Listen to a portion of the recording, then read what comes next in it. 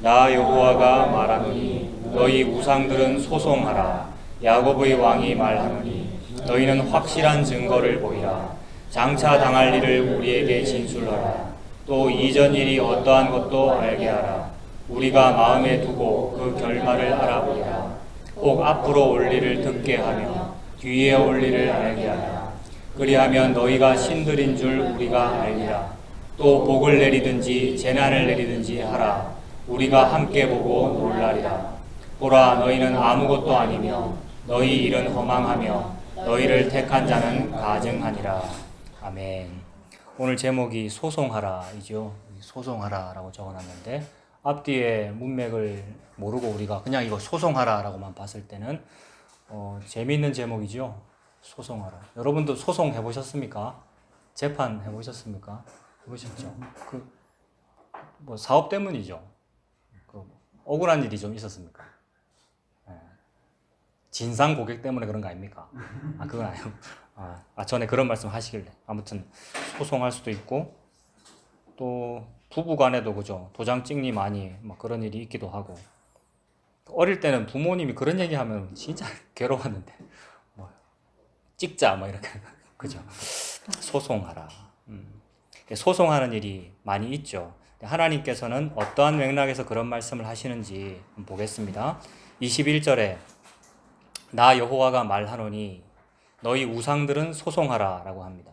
하나님께서 우상 보고 너 한번 재판해봐라. 나한테 소를 한번 제기해봐라 라고 그러시는 거죠. 하나님은 참이시지 않습니까? 하나님은 참이니까 우상은 뭐냐 하면 거짓입니다. 참의 반대 개념. 우상 또는 사탄, 죄, 이게 대적자의 개념이잖아요. 하나님을 대적하는 놈, 그걸 사탄이라고 하지 않습니까? 대적자라는 뜻이죠. 그 대적자의 개념은 가짜다 이 말이죠. 하나님이 참이시니까 그 참의 상대 개념으로 가짜다. 그러니까 하나님을 진리라고 하고 상대 개념을 비진리라고 하고 하나님을 진짜라고 하고 상대 개념을 가짜라고 하는데 그 가짜에는 사탄도 당연히 가짜고요. 우상, 사탄, 거짓신, 가짜고 또한 그 모든 일을 설명하기 위하여 하나님께서 그림자로 삼은 것도 가짜입니다. 이 모든 지구, 피조물, 저와 여러분들 이 모든 것이 하나님의 참을 보여주기 위한 그림자들이거든요. 하나님의 참, 하나님 속에 있으신 그 하나님의 계시 그 내용은 뭐냐 하면 자기 자신의 죽음입니다. 하나님 자기 자신의 죽음, 즉 십자가죠. 십자가를 참이라 그러고 진리라 그러고 진짜라고 그러는 거죠. 그거를 설명하기 위하여 빛을 비추었더니 그림자가 생겼다는 거거든요. 그 그림자를 보고 피조세계라 그러면 되죠. 그러니까 피조세계 전부 다가 사실 우상이고요. 우상이라는 말은 누군가가 만들었다는 의미가 되잖아요. 그러니까 만들어진 존재다, 그림자다, 본체가 따로 있는데 본체 때문에 그림자가 드리워진 어떤 형상들이라는 겁니다. 이 모든 것들이. 근데 우리가 본체를 보지 아니하고 형상을 귀히 여기면 이 형상을 좀 더 잘 만들어 보자. 이 형상들이 그냥 벽돌로 돼 있는데 돈을 모아가지고 우리가 헌금을 모아가지고 금으로 한번 만들어 보자. 이러면 그게 금송아지가 되는 것이고 그게 석가모니 불상이 되는 것이고 그렇잖아요. 그러니까 너희들은 이런 것들을 형상으로 만들지 말아라 라는 것이 그 형상이 있게 하신 분은 일단 기본적으로 하나님이셔요. 이 모든 그림자가 있게 하신 분은 하나님이시잖아요. 진리의 빛을 비췄더니 이게 생긴 거잖아요. 근데 그걸 가지고 그림자에 주목한 나머지 그걸 네가 섬기려고 금송아지 만들고 석가모니 믿고 어떤 신상을 믿고 하는 것 하지 말아라. 그게 우상숭배하지 말아라가 되잖아요. 그 모든 것이 다 합하여 허사죠. 허망하다, 허사다. 왜냐하면 그림자니까. 본체는 따로 있으니까. 그래서 지금 하나님께서는 내가 본체고 내가 참인데 너희들 우상들은 그림자며 허사다. 네가 한번 나한테 소를 제기해봐라. 진짜가 이기는지 가짜가 이기는지 한번 보자라는 말씀이죠. 그런 의미에서 소송해라 이런 의미가 되죠. 그래서 그 소송하라는 그 일이 저와 여러분들의 일상생활에도 있고요. 이웃하고도 시시비비를 가리기도 하고 우리가 그러는 거잖아요. 그래서 하나님의 백성이 억울할 때가 많이 있죠. 항상 손해보는 것 같아. 예수 믿으면 손해보죠. 항상 손해보는 것 같고 특히나 이 당시의 배경으로 볼 때는 유대민족은 항상 손해보는 것 같아요. 나그네로 살았고 애굽에서도 노예로 살았고 그 다음에 가나안 땅에 정착한 이후에도 주변 민족들이 호시탐탐 늘 노리고요. 전쟁이 끊이지 않고. 게다가 이 시점은 북이스라엘은 아수르한테 망해버렸고 남유다도 이제 풍전등화란 말이에요. 언제 망할지 두렵다. 그 다음에 선지자들은 이럴 때 선지자들이 막 더 좀 좋은 설교해주고 긍정의 힘, 적극적인 사고방식 이렇게 해줘야 될 텐데 물론 그런 선지자가 대부분이었지만 진짜 선지자라고 하는 사람은 우리 망한다는 얘기를 하니 억울하다는 거죠. 힘이 안 나고. 왜 하나님 우리 사랑하는 거 맞습니까? 하나님은 나의 이 송사를, 이 억울한 마음을 안 들어줍니다. 이렇게 하는 거죠. 이게 지금 우상도 하나님 앞에 소를 제기하는데 그의 백성인 우리들도 하나님 앞에 소를 제기하는 거예요. 하나님 왜 맨날 이렇게 손해봅니까? 왜 맨날 내가 이렇게 힘듭니까? 라는 거죠. 그게 어디부터 나왔느냐 하면 40장 27절에 보시면 40장 27절에 야곱아 어찌하여 네가 말하며 이스라엘아 네가 이르기를 내 길은 여호와께 숨겨졌으며 내 송사는 내 하나님에게서 벗어난다 라고 하느냐라는 거죠. 그러니까 야곱이 곧 이 유대민족이고 이스라엘이잖아요. 그게 우리고요. 선민의 상징이잖아요. 그들이 하는 말이 하나님은 내 송사를 안 들어준다는 겁니다. 근데 하나님이 이사야 시작할 때부터 그러셨어요. 하늘이여 들으라 땅이여 귀를 기울여라. 하늘도 알고 땅도 아는데 이 말이잖아요. 하늘도 알고 땅도 아는데 내 백성은 자기 송사를 안 들어준다고 지금 생각한다. 하나님은 지금 내 백성의 송사를 다스리고 계시고 내 백성의 소송에 관하여 의롭게 정의롭게 지금 판결하고 계시는데 그게 내 백성이 손해보는 겁니다. 그게 내 백성이 바벨론으로 포로 잡혀가는 거고요. 내 나라가 망하는 거. 그게 하나님의 진리잖아요. 왜냐하면 진리는 십자가니까. 십자가는 하나님이 죽는 일이니까. 하나님이 죽고 하나님의 아들이 죽는데 그의 백성이 안 죽겠습니까, 여러분? 이 세상은 하나님의 아들을 죽여버리는 이 세상인데 그게 정상이고 그게 진리라는 거죠. 그래서 네 송사를 내가 지금 처리하고 있어. 니를 안 들어주는 게 아니야 라는 뜻으로 송사해봐라는 거예요. 우상을 보고. 그러니까 지금 이건 소송의 맥락이었고 재판의 과정이었습니다. 41장도 보세요. 41장 1절에 섬들아 내 앞에 잠잠해라. 여러 사람들아 민족들아 조용히 해라 이랬잖아요. 지난번에 이거 다뤘잖아요. 무슨 얘기 하나 그러냐 하면 그 중간 이후에 가까이 나와라 그리고 말해라. 우리가 서로 어디에 가까이 가자고요? 41장 1절 보고 계시죠? 어디에 가까이 가자고 합니까? 재판 자리에 가까이 나아가자라고 하니까 지금 재판하는 맥락인 거죠. 이 재판 자리가 결국 어떻게 되느냐 하면 하나님께서 이미 재판하셨기 때문에 너희 선악과 먹었으므로 손을 들어 생명나무 실과도 따먹을까 하노라 하면서 나가 이래 버리셨잖아요. 즉 우리는 이미 유죄라는 재판을 받은 거죠. 그래서 에덴 동산 즉 낙원에서 쫓겨난 신세가 우리 아닙니까? 그래서 우리가 나그네로 이 인생을 살고 있는 중이잖아요. 근데 쫓겨난 자는 반드시 쫓겨난 그곳을 그리워하게 되어 있죠. 그러니까 저와 여러분 모든 사람에게 하나님께서는 영원을 사모하는 마음을 주셨기 때문에 영원이라고 하는 것은 참의 본체이고 진리이기에 그로부터 진리로부터 쫓겨났어요. 우리가 쫓겨난 채로 그리운 거예요. 진리가. 그 진리가 그립기 때문에 돈을 벌려고 애를 쓰는 겁니다. 여러분 참이 그립기 때문에 건강하려고 좋은 걸 먹는 거거든요. 그게 뭐예요? 돈, 건강, 좋은 거, 맛있는 거, 이 땅에서 행복한 거, 좋은 거 이게 다 뭐냐 하면 참의 그림자잖아요. 참이 있기 때문에 그 참이 얼마나 아름다운지 그림자마저도 아름다운 거예요. 그래서 이 땅에서 황금이 아름다운 거예요. 진짜 황금의 그림자가 황금이고 그 황금의 그림자가 뭐냐 하면 한국은행에서 발행한 돈, 총재 도장 찍힌 한국은행 도장 그거잖아요. 그죠? 그러니까 계속 상대적인 개념이죠. 절대적인 어떤 개념, 절대화폐가 진짜 있어. 진짜 절대화폐. 이 절대화폐는 환율의 변동을 안 겪죠. 여러분 절대화폐는. 절대화폐는 뭐냐면 예수의 피가 절대화폐고 그 절대화폐보다 상대적인 개념이 뭐냐면 다이아몬드나 금이에요. 금의 환율이 금의 환율 금리 아닙니까? 그거에 대한 또 상대화폐는 지폐, 동전 뭐 이런 것들이고. 근데 우리가 뭘 좋아하냐면 동전 좋아하잖아요. 지폐 좋아하고. 조금 더 올라가면 금 좋아하고. 이 모든 게 다 뭐냐 하면 우상 좋아하는 거더라는 거죠. 그림자.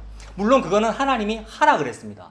왜 하라 그랬어요? 선악과 먹었으니까. 선악과 먹은 자는 공짜로 니한테 누가 먹을 걸 안 줘. 땅을 파 이랬단 말이에요. 땀을 흘려가면서. 그게 직장 생활이잖아요. 그래서 이 땅에서 그렇게 살도록 되어 있죠. 요게 쫓겨난 자의 삶이잖아요. 에덴 동산에서 쫓겨난 자의 삶이라고 해요. 이 사람은 그 귀소 본능을 가지고 있기에 이 땅에서 땀 흘리면서 열심히 사는 겁니다. 그러나 그 모든 일의 근원은 뭐냐 하면 영원을 사모하는 마음을 가지고 있는 거예요. 그래서 돌아가고 싶어요. 그래서 모두가 다 종교를 가지고 있어요. 자기 소개란에 종교, 무교라고 쓰는 사람도 은근히 그 소개란에 지 이름을 빨간 글씨로 쓰려고 그러면 이상한 느낌. 지 이름 빨간 글씨로 안 쓰잖아요. 왜 그러냐 하면 뭐 왜 그렇죠 그거? 약간 미신이 좀 있어가지고 그런 거잖아요. 이게 다 종교성이라는 거죠.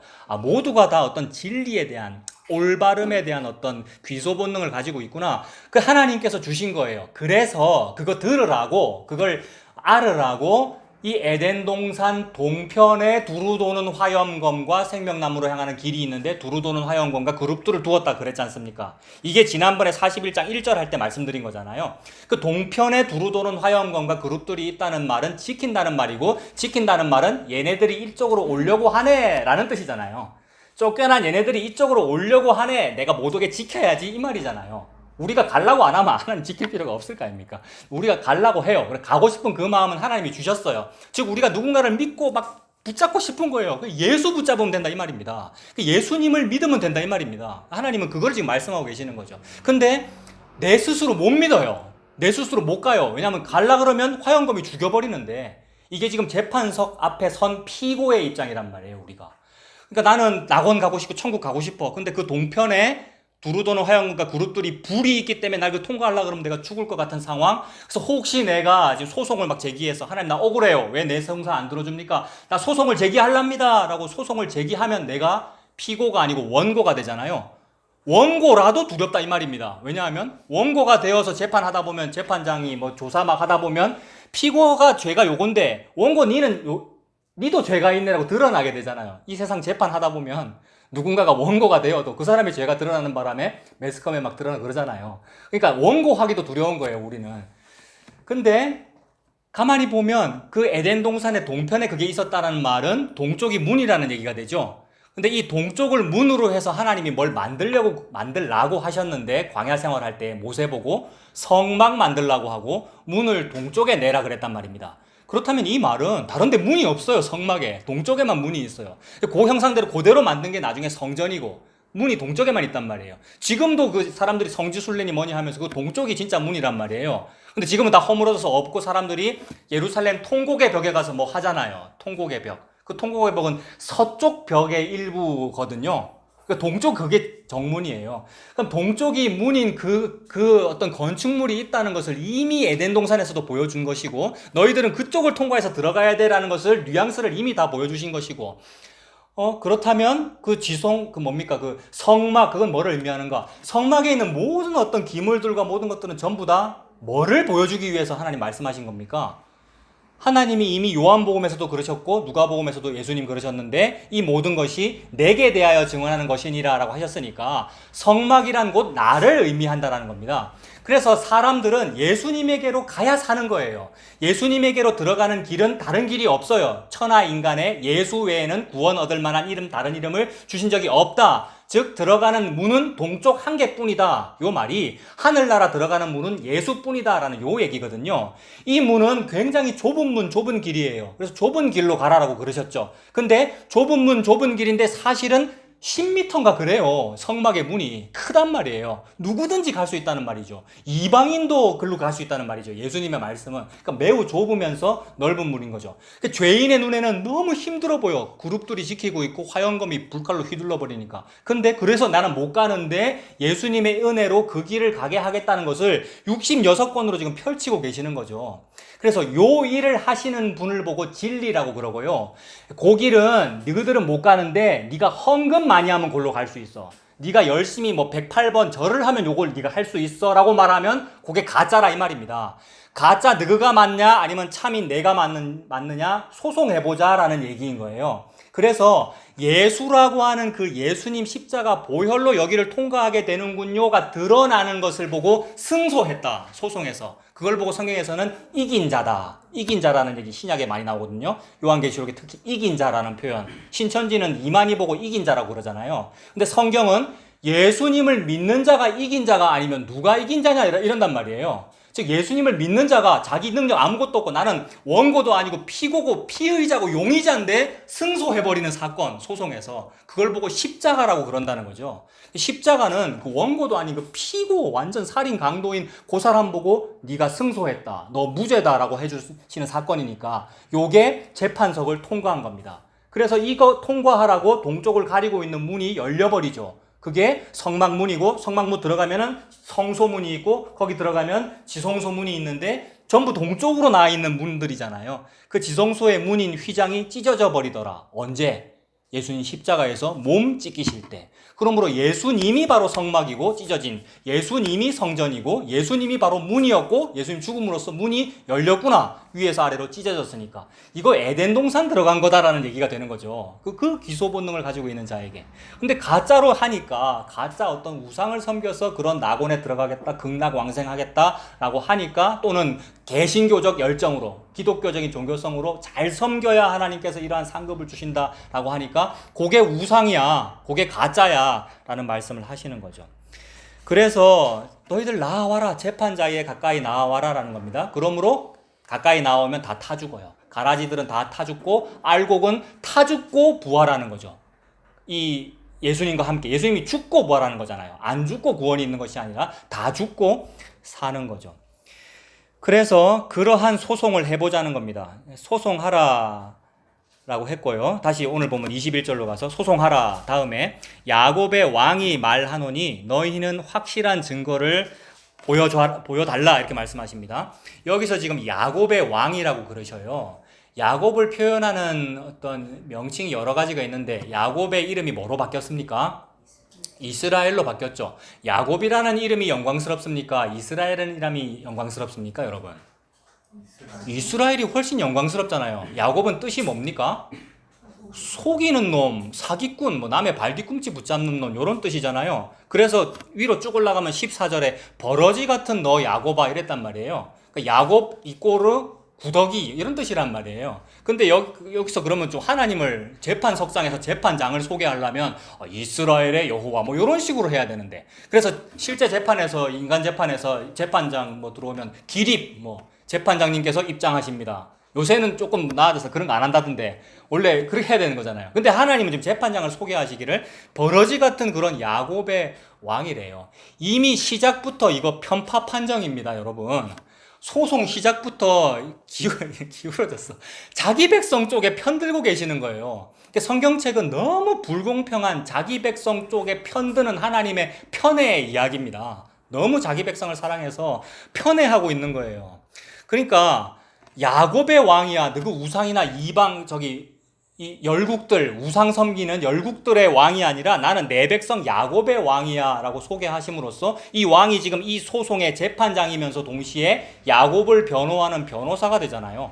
야곱의 왕이다 이 말은. 왕이라고 하는 것은 그 백성의 보호자죠. 그래서 그 백성의 전쟁을 누가 수행하는 겁니까? 왕이 수행합니다. 고대의 모든 전쟁은. 구약 성경의 배경도 그래요. 왕을 세워달라고 처음 요구할 때 백성들이 한 말이 우리에게도 왕을 세워줘야 우리의 전쟁을 수행해 줄 거 아닙니까? 이랬단 말이에요. 근데 우리의 전쟁은 사실 누가 수행하고 계시죠, 여러분? 구약 성경 배경에서. 사실, 맞아요. 사실 우리의 전쟁이라는 말도 사실 없죠. 왜냐하면 여호와의 전쟁이니까. 전쟁은 여호와께 속하였나니 전쟁은 여호와의 전쟁이다 이랬단 말이에요. 근데 우리는 우리의 전쟁인 줄 알아. 왜냐하면 내 살고 먹고 사는 게 급하니까. 이 생업 전선이니까. 근데 사실은 그게 여호와의 전쟁의 그림자였다는 거예요. 그러므로 전쟁은 여호와께 속했고 그게 이제 내 백성의 전쟁을 여호와께서 수행하시는 거니까 왕이란 말이에요. 그래서 그 왕이 등극을 하는데 희한하게 노새 타고 등극을 하고 나귀 새끼를 타고 등극을 하더라. 즉 인간 내가 원하는 그런 왕의 모습은 아닌데 완전 초라한 그런 왕도 아닌 왕의 모습인데 그게 평강의 왕, 그게 살렘 아닙니까? 예루살렘의 왕이고 그분이 예수님이더라. 아, 나귀 타는 모습, 십자가에서 죽는 모습으로 이기는구나를 하나님 보여주고 계시죠. 그 왕이 그렇게 왕이 되셔가지고 니를 편애하고 있어. 야곱의 왕이에요. 야곱이 바로 버러지 같은 우리들 아닙니까? 그 야곱의 왕이 말하노니 너희는 확실한 증거를 보이라 라고 합니다. 이 확실히 재판석상의 모습이 맞죠? 증거 요구하고 있으니까 우상 너희들 증거 한번 제시해봐 라고 하는 겁니다. 차경민이라고 하는 야곱이 지금 지 딴에는 지가 원고라고 생각하고 왔습니다만은 이 재판석에서는 지가 피고인 거예요. 여러분들은 전부 이 재판석상에서 피고인 거예요. 근데 자기는 몰라. 자기가 원고인 줄 알아. 나는 항상 내가 잘한 것 같거든요. 내가 원고인 줄 아는데 하나님 앞에서는 피고고 우상도 얘 보고 피고라 그러고 있어요. 그런 상태에서 우상, 즉 거짓을 보고 하나님이 얘가 용의자라는, 얘가 죄인이라는 증거 제시해봐봐. 딱 이렇게 했어요. 그러면 이 우상들이, 거짓 세력들이 증거를 제시하겠습니까? 못하겠습니까? 내가 죄인이라는 증거를 거짓 세력들이 증거를 잘 제시하겠어요? 제시를 못 하겠어요? 제시를 잘합니다, 여러분. 내가 여러분들이 답이 열에도 맞고 저래도 맞아요. 이거 보고만 해서는 열에도 맞고 저래도 맞잖아요. 근데 우상이라는 존재는 내가 죄인이라는 증거를 차고 넘치게 제시한단 말이에요. 하나님이 너 소송해보자. 차경민이 죄인인지 아닌지 소송해보자라고 할 때 우상은 신이 나가지고 아이고 말씀 잘하셨습니다. 걔가 잘못한 건 내가 싹 다 기억하고 있어요. 라면서 다 제시할 거 아니에요. 여러분들의 죄가 막 옛날에 어느 대통령 탄핵할 때 탄핵감이라는 증거가 차고 넘친다고 무슨 검찰이 그렇게 말했는데 진짜 그런 사람이 탄핵감이 아니고 우리야말로 감옥에 가야 되고 우리야말로 사형감인 사람이잖아요. 그래서 수만 가지의 증거를 제시할 수 있다고요, 여러분이. 사탄의 세력이 재판석상에서. 그러니까 재판석상에서 당당한 놈은 사탄입니다, 사실은요. 우리는 아무 말도 못하고 고개 푹 숙이고 있고 그 다음에 그런 자를 변호해야 되는 사람의 마음을 생각해 보세요, 여러분. 변호할 가치가 있는 자를 변호를 하면은 당당하고 할 말도 있는데 그런 자를 변호한다. 옛날에 60년대인가 뭐 우리나라의 어떤 그러니까 우리 사회가 자꾸 개방되다 보니까 남녀 성관념 이런 것도 점점 개방되다 보니까 그 전까지는 도저히 상상하지 못하던 어떤 성적인 어떤 사건이 관통 이런 게 벌어지니까 우리나라가 충격을 받아가지고 재판을 잘 못했대요. 그래서 유명한 어떤 재판장의 말이 있었는데 우리나라의 법은 보호할 만한 가치가 있는 정조만 보호한다. 이거 무슨 말인지 알겠습니까? 그러니까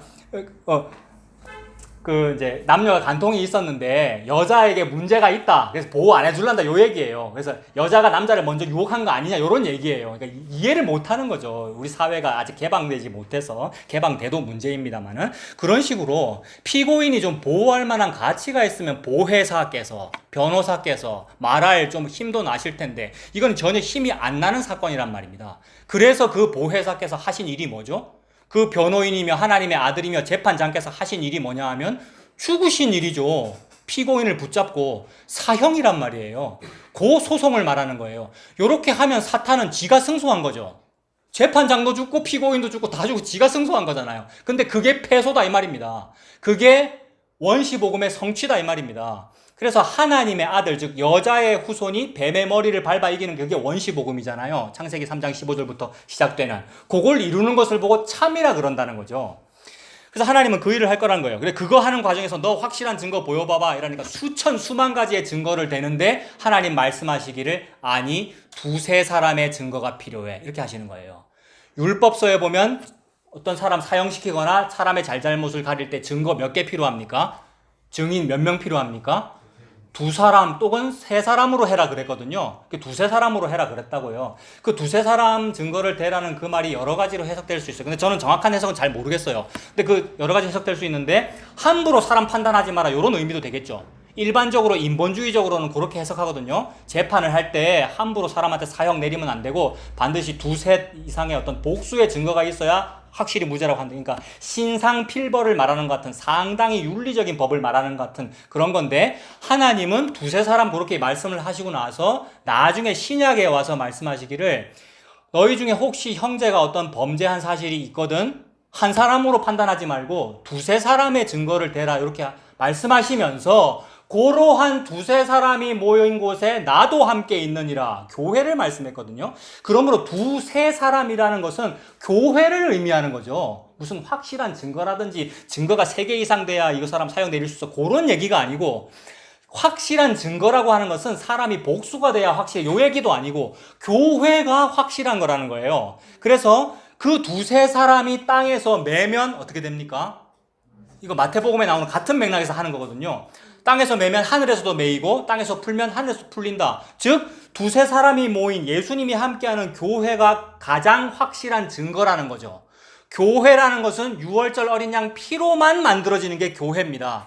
즉 교회는 죄인이 예수님에 의하여 용서받았을 때 그걸 보고 두세 사람이라고 그러는 거라고요. 뭐 복수로 두세님이 모이면 무슨 그게 교회다 이게 아니고 죄인이 예수님의 보혈로 용서받으면 그게 두세 사람이고 그게 가장 확실한 증거야. 그것만으로 판단할 수 있어 이 말입니다. 즉 예수님의 보혈이 있는 그 죄인만이 가장 확실한 증거라는 겁니다. 근데 그것을 세상은 비웃거든요. 그게 뭐 천국 가는 방법이냐, 내처럼 헌금을 많이 해야 천국에 가서 무슨 상급을 받지, 요런 개념이 모든 종교의 개념인데, 하나님은 예수의 보혈로만 된다는 요 얘기입니다. 그럼 십자가의 요 얘기가 전파되었을 때 사람들은 미련하다, 어리석다라고 비웃거든요. 그래서 너 가는 길을 누가 비웃거든 확실한 증거를 보여주어라 이거잖아요. 찬송가 359장이에요. 나중에 할 거예요. 세상은 예수님의 그 십자가라고 하는 확실한 증거를 비웃는다고요. 근데 성경에서는 확실한 증거를 보고 뭐라 그랬느냐면 용서받은 두세 사람을 보고 말하는 거예요. 그래서 마태복음에 두세 사람의 증거를 가지고 그 형제를 판단해야 된다고 얘기할 때 베드로가 물어보고 막 사람들이 묻는 그 맥락이에요. 뭐를 물어봐요? 몇 번까지 용서해 줄까요? 요거 묻는 개념이거든요. 그러니까 용서의 개념에서 한 얘기예요. 그러므로 두세 사람이 있어야 된다. 그 말은 용서받은 두세 사람을 말하는 겁니다. 그러니까 여러분들이 정말 죄인이라서 예수님의 십자가의 은혜로 용서받았으면 그걸 보고 두세 사람이라고 그러는 것이고, 거기에 누가 함께 하신다고요? 예수님이 함께 하신다고요. 너희 적은 무리여 두려워하지 말아라. 왜 적냐하면 두세 명밖에 안 되거든요, 여러분. 두세 사람 늘 적은 무리거든요. 근데 두려워하지 말아라. 왜요? 내가 네의 재판장, 네의 변호사거든, 이 얘기거든요. 내가 그 두세 사람의 야곱의 왕이고 내가 그 사람의 변호사인데 재판장이야. 그럼 내가 누구 편이겠니? 이렇게 되는 거죠, 여러분. 네. 그리고는 요한 1서에 가면 증거하는 이가 셋이니 이랬어요. 그러면 증거하는 이가 확실하다 이 말입니다. 셋이라는 말은. 왜냐하면 하나님이 말씀하신 율법에 둘, 셋이어야 된다 그랬으니까. 증거하는 이가 셋이니 물과 피와 성령이다 이랬습니다. 요한 1서에. 그 물과 피와 성령, 이거 각각은 뭔지 잘 모르겠다. 전에도 말씀드렸잖아요. 근데 우리 유추해 볼 수 있어요. 성경에서 물, 피 이러면 물은 세례 바로 떠오르고, 그 다음에 홍해 건넌 거 바로 떠오르고, 요단강 건넌 거 바로 떠오르고, 그 요단강에서 사람들이 세례받고, 궁극적으로 누가 요단강에서 세례받습니까? 예수님이 세례받아요. 똑같은 방법으로 예수님이 마지막 제자들 발을 씻어줄 때 베드로가 한 말은, 베드로는 뭡니까? 믿음 좋은 사람의 뜻이에요. 나는 믿음 좋아. 그래서 에이 안 씻어줘도 됩니다. 제가 씻겨드려야죠 이러는데, 내가 니를 안 씻어주면 니는 나와 상관이 없느니라 이래버리신단 말입니다. 그 말은 베드로, 니가 스스로 베드로라고 말하지만, 차목사 니가 스스로 목사라고 말하지만 니 가론유다잖아 이 말이에요. 베드로 니 가론유다잖아 라고 하시는 거예요. 그래서 가론유다는 씻어야 돼요. 그래서 너희가 다 정결하나 다는 아니니라 라고 했는데, 그 말은 이들 중에 한 명이 나를 팔 것이기 때문이다 이러셨거든요. 가론유다를 의미하잖아요. 그렇다면 12명 중에 한 명이 가론유다가 나쁘다 이 얘기가 아니고 12이라는 숫자가 내 안에 다 들어있다 이 말입니다. 저와 여러분 한 명 한 명이 다 12명이에요. 내 안에. 그러니까 내 안에 가론유다가 있어요. 영원히 있어요, 여러분. 죄가 이제는 없어졌기 때문에 저는 천국에 가요가 아니고, 죄가 있기 때문에 천국에 가는 거예요. 네 가론유다네. 근데 네 씻어주지 말라고? 이러면은 지옥 가겠죠. 근데 예수님이 씻어주지 아니하면 상관이 없느니라면서 계속 씻어주시기 때문에, 상관이 있기 때문에 네 내 거 천국 들어와 이렇게 된다는 말입니다. 그러니까 우리는 계속해서 내가 가론유다가 맞군요. 내 안에 있는 게 요 우상이고 내 안에 있는 게 그 죄이군요. 그 죄를 예수님이 씻어주는 거, 그게 물이다 이 말입니다. 확실한 증거를 제시해라. 물 첫 번째예요. 예수님이 내를 씻어줬어요. 앞으로도 씻어주셔요. 그래서 그 씻어주는 게 피, 보혈이고요. 피는 예수님 십자가잖아요. 물과 피와 성령이라고 그랬는데, 요 십자가의 과정을 통하여 충만하게 부어지신 분이 성령이고요. 성령을 부어준다. 그래서 그 이미지로 에스겔은 환상 속에서 성전 문지방에서 동쪽으로 물이 흘러나오는 거. 그 물이 처음에는 발목, 무릎, 허리, 나중에는 가득 차고, 이 물이 요한계시록에 가면은 생명수 강가가 있고 강 좌우에 생명나무가 있다. 그러면 다시 창세기와 연결되는 거잖아요. 생명나무, 창세기에 그 생명나무 길이 있고 두루 도는 화영검이 있고, 그 예덴 동산이라고 하는 것은 강이 몇 개입니까? 4개의 강, 4개의 강이라는 말은 충만한 강이라는 말입니다. 넷이라는 말은 땅의 숫자고, 땅은 동서남북이잖아요. 땅에 가득한 게 성령님께서 이 땅에 가득하시겠다 이 말입니다. 믿는 자에게. 그러니 물과 피와 성령이 가장 확실한 증거다. 죄인을 용서하는, 요걸 보고 증거라 그런다는 거예요. 우상 보고 제시해봐. 수천 수만 가지 제시하는데 요거 반대 것만 제시한단 말입니다. 잘해야 상급 받지요. 잘 믿어야 구원을 받지요. 뭐 하나님 앞에 이걸 잘 지켜야 천국에 가지요. 요런 얘기들. 요거 반대 거. 근데 요쪽 거는 뭐예요? 아무것도 못했는데 받는 복을 말하는 거란 말이에요. 정반대 거. 그러니까 요걸 보고 확실한 증거다. 너 가는 길을 누가 비웃거든. 확실한 증거를 보여주어라. 라는 가사가 여기서 나온 것 같아요. 제 생각에는. 그 찬송가 가사가. 그 우상에게 확실한 증거 보이라니까 좋다고 막 증거를 제시하는데 하나님께서는 전부 기각, 증거 불충분 이렇게 되는 거죠. 그러면서 이제 확실한 증거의 그 사례가 방금 제가 물과 피와 성령이라고 다 말씀드렸는데 그 당시 역사적인 배경 속에서의 사례는 뭐냐 하면 22절에 보면 장차 당할 일을 너 한번 얘기해봐 라고 하는 겁니다. 그래서 가짜 신들에게 앞으로 미래에 있을 일을 얘기해봐 라고 했고 그 다음에 또 뭐 있어요? 장차 당할 일을 우리에게 진술하라. 또 이전 일이 어떠한 것도 알게 하라 이랬죠. 그러니까 미래의 일과 과거의 일에 대해서 너 말해봐 이렇게 하죠. 근데 요거 사실 무당이 하는 일이잖아요, 여러분. 점치러 가면은 전에 네 이런 일이 있었네. 과거 또는 미래 앞으로 이런 일이 있을 거니까 돈을 이만큼 내면 그다음에 뭐 푸닥거리 하면은 좋아질 거야. 요거 그러니까 미래의 일과 과거의 일 무당이 얘기해요, 여러분. 하나님이 미래와 과거 얘기하라 그랬으면은 거짓 세력이 쩔쩔매야 되는데 그게 아니고 당당하게 얘기할 수 있다고요. 근데 하나님께서는 그거 하나도 미래의 일이 아니라는 거죠. 나의 미래의 일을 누군가 맞춰준다고 한들 그게 뭔 상관이냐는 거죠. 하나님께서 말씀하시는 진짜 미래의 일과 진짜 과거의 일은 계시, 하나님의 계시만이 진짜 미래에 일어날 일이고 과거에 있었던 일입니다. 하나님의 모든 계시는 뭐죠? 66권 성경책은 뭐를 말하고 있죠? 오직 예수님의 십자가만 말하고 있단 말이에요. 그러므로 십자가만이 미래에 있을 일이고 십자가만이 원래부터 있었던 일입니다. 과거의 일, 십자가, 그게 원시복음이죠. 예수님 가죽옷을 지어 입히는 그 사건이고 선악과 먹었을 때에. 미래에 있을 일은 지금 구약시대니까 앞으로 있을 일이잖아요. 아직 예수님 안 태어났잖아요. 그게 미래에 있을 일이란 말이에요. 그래서 그 예수님의 십자가가 과거와 미래고 그것이 확실한 증거인데 그거 제시해보라는데 못하죠, 여러분. 가짜 세력은 다른 걸 제시한단 말이에요. 근데 하나님은 재판장으로서 너 이거 한번 제시해봐. 장차 당할 일을 한번 말해봐라. 이전 일이 어떠한 것도 한번 말해봐라 라고 합니다. 그리고 또 이전 일이 어떠한 것을 말해봐라 이러면 미래의 일은 좀 맞추기 힘들더라도 이전 일은 그래도 좀 말할 수 있잖아요. 왜냐하면 이전 일이니까 다 겪었던 일이고 또 역사책 보면 알잖아요, 사람들이. 역사책 보고 이제 말을 할 수도 있겠는데 중요한 거는 뭐냐 하면 일반 사회에서도 뭐 인문학이나 뭐 이런 데에서도 역사 인식이 중요하다 뭐 이런 말을 해요. 저 이런 말 되게 좋아했는데 그 왜 그러냐면 옛날에 있었던 사건에 대하여 뭐라고 인식하느냐는 거죠, 여러분. 이게 굉장히 중요하거든요. 이거 뭐 자주 말씀드렸는데, 이거 복음 바깥에서도 이런 얘기 많이 하는데, 여러분. 그 5.18 광주 사태가 있었다. 이걸 사태라고 인식하느냐, 아니면 민주화 운동으로 인식하느냐, 요거 중요하잖아요. 안 중요합니까, 여러분? 요 사건에 북한 인민군이 개입했다라고 인식하느냐 아니면 자발적인 민주화 운동이었다고 인식하느냐 요걸 보고 역사 인식이라 그러거든요. 저는 상당히 민주화된 상태에서 고등학교, 중고등학교, 대학교를 다녔기 때문에 우리 선생님이 얘들아 이번 여름방학 때 필독서 E.H. 카의 역사란 무엇인가를 읽어라 이랬단 말이에요. 근데 그때가 90년대인데 바로 이전 80년대에 그 책이 금서였어요, 여러분. 금서. 근데 그 E.H. 카의 역사란 무엇인가가 역사 인식에 대한 책이거든요. 과거에 있었던 고의를 뭐라고 인식하느냐. 근데 이게 복음 외에서도 이런 얘기를 하는데 하나님은 진짜 무슨 말씀을 하고 싶은 겁니까?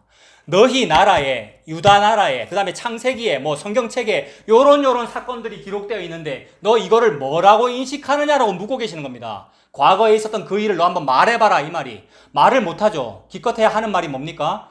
두세 사람의 증인을 대라고 하는 것은 재판을 공정하게 하라는 뜻입니다. 라는 인본주의적 해석만 우리가 나타낸단 말입니다. 근데 성경에 과거에 기록된 그 두세 사람이라는 증인 또는 룻기에 기록된 그 룻의 이야기 무슨 압살롬이 죽어서 다윗 아버지가 엉엉 우는 그 이야기 그게 뭘까? 과거의 그 일을 한번 말해봐라. 그것은 예수님의 죽음을 말하는군요. 라고 말하면 이것이 역사인식이 바로 된 거란 말이에요. 이 인식은 아무리 공부 잘한다고 가지는 것이 아니라 하나님께서 줘야 그렇게 인식하잖아요. 하나님께서 죄인인 우리를 예수님의 그 보혈로 용서하면 이 모든 얘기가 나 같은 죄인이 용서받는다는 얘기군요라고 인식되어 버린 나머지 E.H. 카의 역사란 무엇인가를 읽지도 않았는데도 불구하고 역사를 바르게 인식하게 되는 겁니다. 우리가. 그런 사람은 과거에 있는 모든 일을 다 알죠. 성경책에 기록된 모든 일이 그 사건이 예수님 말씀하시는 거군요. 그 사건이 예수님의 십자가를 통하여 나 같은 죄인도 내 같은 이방인도, 나야말로 이방인인데, 단군의 후손인데, 나 같은 사람도 예수 믿어 에덴 동산 낙원 천국 간다는 그 말씀이시군요 라고 바르게 인식하게 된단 말입니다. 이 사람은 다른 모든 수천 수만 가지 중에서 한 개도 제시를 못하고 꼴랑 요거 하나 제시했어요. 즉 예수님의 십자가를 믿는 요거. 그러면 너 승소 이렇게 된단 말입니다. 근데 수천 수만 가지 제시하는 놈들은 패소라는 거죠. 그래서 미래일 얘기해봐봐, 과거일도 너 한번 인식해봐봐, 어떠한 것도 알게 하라는 겁니다. 그래서 아무것도 인식을 못하는데 인식하는 사람이 누구냐면 그게 믿는 자이고, 그런 어떤 사례가 뭐가 있냐면 다니엘 같은 경우예요. 여러분, 다니엘은 심지어 뭐까지 인식해버리죠? 느부갓네살이 아직 말해주지 아니한 꿈까지 인식해버리는 거잖아요. 그걸 말하는 거죠. 지금 들어도 인식 못하는데 아직 말해주지 않은 것까지 예수님 십자가로 해석하더라는 겁니다. 그래서 다니엘이 그 꿈을 해석해서 결론이 뭡니까, 여러분? 다니엘이 느부갓네살 왕의 꿈을 해석해서 역사를 인식했다라는, 다 아는, 미래도 알고 과거도 다 아는 거죠. 그게 뭐냐면 전에 말씀드렸던 아빠 페헬로를 얘기했다는 거잖아요. 아수르, 바벨론, 페르시아, 헬라, 로마를 얘기했다는 겁니다. 그래서 아수르, 바벨론, 페르시아니까 그 페르시아가 한글 성경에서는 바사라고 되어 있거든요. 그 바사왕 고레스에 대해서 다니엘은 인식하고 있다는 말이죠.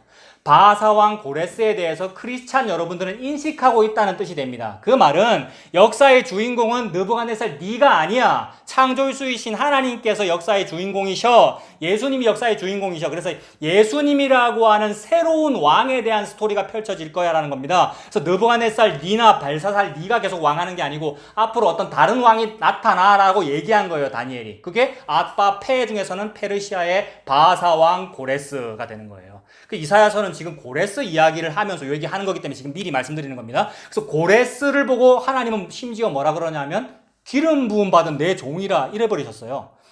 성경책에서 기름 부음 받았다. 그게 우리가 잘 아는 용어로 뭡니까?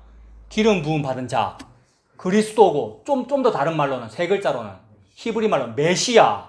그러니까 메시아 예수님 말하는 건데 하나님은 지금 이방 사람 고레스를 보고 세상에 메시아라고 그래버린 거라고요. 즉 그런 모든 그림자들을 다 모아서, 고레스까지도 다 모아서 참 메시아이신 예수님을 가리키기 위하여, 수렴하기 위하여 설명하고 계시는 중이라는 거죠. 그러므로 말해주지도 아니한 꿈을 인식할 수 있는 사람은 느부갓네살 휘하의 수많은 박수무당들, 수많은 박사들은 아무도 못했고 누구만 했다는 얘기입니까?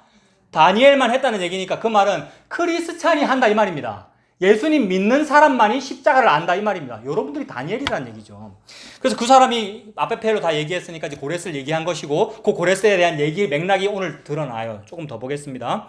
과거일과 미래일을 얘기해라. 우리가 마음에 두고 그 결말을 알아보리라. 결말이 뭐겠습니까? 복음 전하는 사람의 결말을 자세히 봐라. 사도도 그런 말을 했고요. 결말이라고 하는 것은 예수님 십자가입니다. 예수님 십자가가 알파고 오메가입니다. 결말. 예수님이 알파고 예수님이 오메가고요. 그래서 예수님 십자가로 끝나야 그게 진짜란 말이에요. 근데 예수님 십자가로 끝나지 아니하고 인본주의로 끝나고요. 인과율로 끝나고 인간의 의로움으로 끝난단 말이에요. 내가 그래도 뭔가를 해야지요. 나에게서 어떤 공로를 찾는 거죠. 결말을 알아보리라. 혹 앞으로 올 일을 듣게 하며 뒤에 올 일을 알게 하라. 앞으로 올 일과 뒤에 올 일은 사실 같은 말인데, 그죠? 재밌는 표현이죠. 미래에 있을 일을 한번 말해봐라. 전부 예수님 십자가죠. 미래에 있을 일은 예수님 십자가예요. 이미 있었던 일이고, 이사야 본문에서는, 이사야 시점에서는 미래에 있을 일이고요. 미래에 올 일을 알게 하라. 그리하면 너희가 신들인 줄을 우리가 알리라. 또 복을 내리든지 재난을 내리든지 해라. 우리가 함께 보고 놀라리라 이러잖아요. 복을 내리든지 재난을 내리든지 해보래요. 복과 재난이 뭐죠? 이 세상에서는 항상 인간 왕이나 인간의 우상들이 복과 재난을 내리는 것으로 보여요. 그래서 복, 즉 내리는 비, 복을 받으려고 기우제를 지내는 것이고 막 그러는 거잖아요. 근데 그 모든 것 다 그림자였고 아니더라는 겁니다. 하나님이 말씀하시는 복과 재난은 뭐냐 하면 복하고 재난이 동시에 있어야 돼요. 즉 구원과 심판이 동시에 있어야 되고, 구름 기둥과 불 기둥이 동시에 있어야 되고, 광야에서 구름 기둥과 불 기둥은 두 개의 기둥인 것 같지만 사실 하나의 기둥을 그렇게 표현하시는 겁니다. 구름 기둥과 불 기둥, 즉 구름이라는 것은 비를 품고 있다는 뜻이고 보호해 준다는 것이고, 태양으로부터 그림자를 보호해 준다는 것이고, 그러니까 보호고, 불은 태워 없애는 것이니까 생명나무 길에 있던 화염검을 상징하니까 죽음과 생명이 동시에 있는 거. 예수님 십자가를 말하는 거죠. 예수님께서 십자가에서 죽음으로써 사탄을 밟아 이기시고 그의 백성을 구원하신 일이잖아요. 심판과 구원이 동시에 있는 일은 그것이 복과 재난입니다. 요거를 니들 한번 해봐라. 아무도 못 찾아. 하나님만 이 십자가로 이기십니다. 그래서 이런 과정을 통하여 하나님께서 비진리를 보고 네가 패소했다, 내 백성이 이겼다라고 말씀하시는 겁니다. 그래서 너희들은 지금 확실한 증거라고 하면서 수천 수만 가지를 제시하고 있는데 나는 딱 증언하는 이가 셋이니 물과 피와 성령이다. 그리고 이 셋이 합하여 하나다. 그러니까 한 개만 있어도 되는 거예요. 예수님 십자가. 셋이 합하여 하나라 그랬어요. 요한 1서에. 그러므로 하나님께서 지금 사실은 확실한 증거를 제시하고 계시죠. 그 당시 입장에서, 그 당시의 배경에서의 확실한 증거는 아까 말씀드린 아빠 펠로 같은 그런 어떤 역사적인 일이라 그랬잖아요. 그래서 앞부분을 잠깐만 보면 그 41장 2절에 보시면 2절에 누가 동방에서 사람을 일깨웠느냐라고 했잖아요. 지금 재판하는 맥락이라 그랬죠. 그러니까 하나님께서 비진리 세력을 보고 니들이 큰 일을 했다고 그러는데 아니 누가 동방에서 큰 일을 했니? 라는 거예요. 그러니까 누가 했습니까? 여러분 누가 동방에서 사람 뽑아내서 가나안 땅으로 불러오는 이런 큰 일을 누가 했습니까?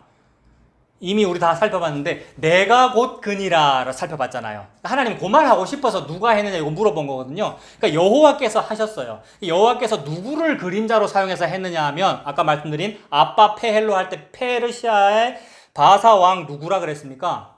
바사 왕 고레스를 통해서 고의를 한 거고 그 일을 하기 위하여 여러 가지 포석과 복선을 다 깔았어요.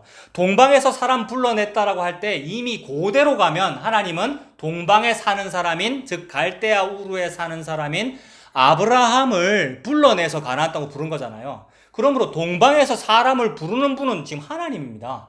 하나님이 여러분과 같은 이방인을 동쪽에 살고 있는 이방인 갈대아 우르에 살고 있는 사람을 뽑아내어 불러냈다. 그거 누가 했느냐? 나 여호와다라고 말씀했고 그게 이제 아브라함도 그랬고 그 다음에 또 중간 그림자로는 고레스 바사왕 고레스가 동방 사람이잖아요. 갈대아 우르 그 바벨론 다스리는 사람이고 그 사람이 메데 바사 다스리는 사람이고 그 사람이 다 차지했으니까 그 동방이라는 요 개념은 가나안 땅에서 볼 때 동방은 항상 무언가 잘 사는 동네, 제국 동네 이런 의미예요. 바벨 성이 있는 동네. 그 동네는 왜 잘 사냐 하면 티그리스 유프라테스 강이 있거든요. 그래서 그 동네에서 뽑아냈다는 의미입니다. 잘 사는 동네에서 가난한 동네로 뽑아냈다는 거죠. 예수님만 가지고 사는 그런 동네로 하나 뽑아냈다는 말이죠.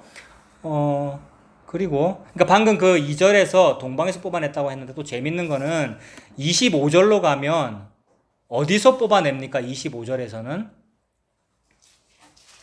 아까는 동방이라고 그랬는데 25절에서는 북방에서 뽑아내네요. 그래서 요거 생각나세요, 여러분? 동쪽에서 사람 불렀는데 북쪽에서 내려온다고 제가 말씀 몇 번 들었는데 그거 왜 그러느냐 하면 그냥 티그리스 유프라테스 강 생각하면 되겠더라고요. 저의 적용인데 이거 맞을 거예요. 신학자들한테 확인은 안 했습니다만 여러분 티그리스 유프라테스 강이 하란쯤에서 발원해가지고 페르시아만으로 흘러간단 말입니다. 이게 가나안 땅이잖아요. 가나안 땅이면 하란이 저 위에 있잖아요. 아브라함이 하란 갔다가 내려오잖아요. 하란 그쯤에 티그리스 유프라테스 강 상류가 있고 쭉 흘러가가지고 옛날에 걸프 전쟁하는 페르시아만으로 흘러가는 거 아닙니까? 그 하류가 삼각주 있고 풍요로운 그 땅이 바벨탑 동네고요. 그러니까 여기에 포로 잡혀가고 저쪽에 여기서 보면 저가 동쪽이잖아요.